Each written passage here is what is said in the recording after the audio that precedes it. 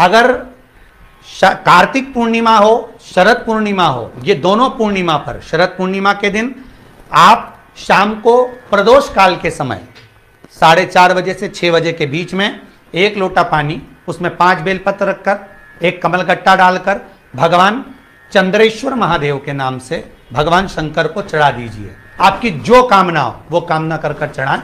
विनती करें चंद्रेश्वर महादेव को और निवेदन करें कि हमारा ये कार्य सफल हो। केवल शरद पूर्णिमा के दिन चढ़ाइए।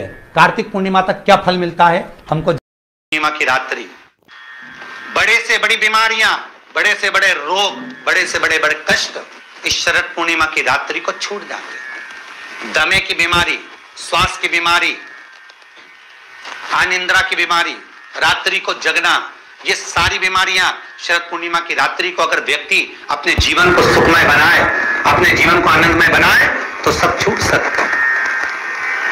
शरद पूर्णिमा की रात्रि को पीपल के पत्ते 5 लेकर उसके ऊपर खीर डालकर रात्रि को खा लेने से महाराज दमे की बीमारी, श्वास की बीमारी रुक जाती है। वो बीमारी बढ़ती नहीं है, उससे कष्ट नहीं होता। जिन बच्चों के नेत्र कमजोर होते हैं, रोशनी कमजोर होती है, शरद पूर्णिमा के दिन रात्रि को 12 बजे भगवान चंद्रदेव का दर्शन कराइए। 5 से 7 मिनट तक नयन मिलाए चंद्रदेव के साथ और बाद में एक पीपल के पत्ते पर खीर जो चंद्र के नीचे रखी हुई है उसी खीर को चटा दीजिए। फिर चंद्र का दर्शन कराओ, फिर खीर को चटा दीजिए। महाराज नयन की ज्योति बढ़ती है, नींद नहीं आती तो निंद्रा देवी प्रवेश करती है, निंद्रा अच्छी आती है, आनंदित होता है। महाराज जिस व्यक्ति के शरीर में गांठ पड़ जाती हो, शरीर काला पड़ जाता हो, चट्टे पड़ जाते हो या दांत खाज खुजली हो जाता हो, उसके लिए भी शरद पूर्णिमा की रात्रि को 12 बजे महाराज भगवान चंद्रदेव के लिए 21 दिए जलाए जाते हैं। उस 21 दिए की कालोच एक थाली में इकट्ठी करी जाती है। कालोच को इकट्ठी कर शरीर में गाय के घी के साथ में जहां जहां जगह पर चट्टे हैं, गांठ है, वहां लगाया जाता है। उसको 5 या 7 दिन लगाइए। उसके बाद में रोज प्रतिदिन लगाने के आधे घंटे बाद स्नान कर लीजिए, आराम लगना प्रारंभ हो जाता है। आज शरद पूर्णिमा की रात्रि से लेकर कार्तिक पूर्णिमा की रात्रि के बीच में जो दामोदर भगवान का, कृष्ण का, शिव का मंगल आनंद करेगा, अभिषेक करेगा, पूजन करेगा, स्मरण करेगा, उसके सारे दुख दरिद्र दूर हो जाएंगे।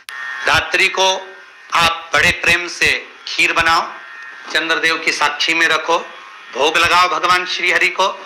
बन सके अगर लक्ष्मी की कमी है, लक्ष्मी नहीं आ रही है, व्यापार नहीं चल रहा है, तकलीफ बहुत ज्यादा है, घर में कष्ट है, कर्जा ज्यादा है, तो एक तांबे के कलश के ऊपर, तांबे के कलश में पानी भरना, कटोरी रखना, उस पे लक्ष्मी जी की मूर्ति रखना। लक्ष्मी जी की मूर्ति नहीं हो तो चांदी का सिक्का रखना।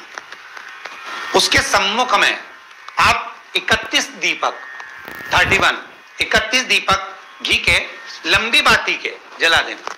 महाराज एक एक कमल गट्टा उस 31 दिए के अंदर डाल देना और लक्ष्मी जी का पूजन करना, लक्ष्मी जी का स्मरण करना, खीर का भोग लगाना, पान के पत्ते पर खीर रखना, 5 पत्ते पर खीर का भोग लगाना और माता लक्ष्मी से विनती करना।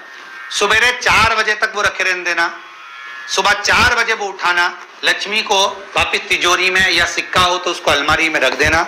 जो खीर बनी है वो प्रसाद के रूप में सुबह 8 बजे, 10 बजे, 9 बजे जब खाना हो प्रेम से खाना। माता जो दिए लगाए हैं वो ठंडे हो गए होंगे, उनको रखे रहने देना, बाद में काम आते रहेंगे, या दिए विसर्जन करना हो तो आपकी मर्जी है। पर वो मिट्टी के दिए लगेंगे, आटे के दिए नहीं लगेंगे, मिट्टी के दीप लगाना है आपको। 31 घी के दिए लगाना है। लक्ष्मी जी का पूजन करो, कंकु, चावल, हल्दी, मोली से, सब तरह से। शरद पूर्णिमा की रात्रि को सुख मिलेगा, आनंद मिलेगा, लक्ष्मी की वृद्धि होगी, कार्य सिद्धि होगी। दूसरा क्रम, अगर कार्तिक पूर्णिमा हो, शरद पूर्णिमा हो, ये दोनों पूर्णिमा पर शरद पूर्णिमा के दिन आप शाम को प्रदोष काल के समय 4:30 बजे से 6 बजे के बीच में 1 लोटा पानी, उसमें 5 बेलपत्र रखकर, 1 कमलगट्टा डालकर भगवान चंद्रेश्वर महादेव के नाम से भगवान शंकर को चढ़ा दीजिए। आपकी जो कामना हो वो कामना कर चढ़ाएं। विनती करें चंद्रेश्वर महादेव को और निवेदन करें कि हमारा ये कार्य सफल हो।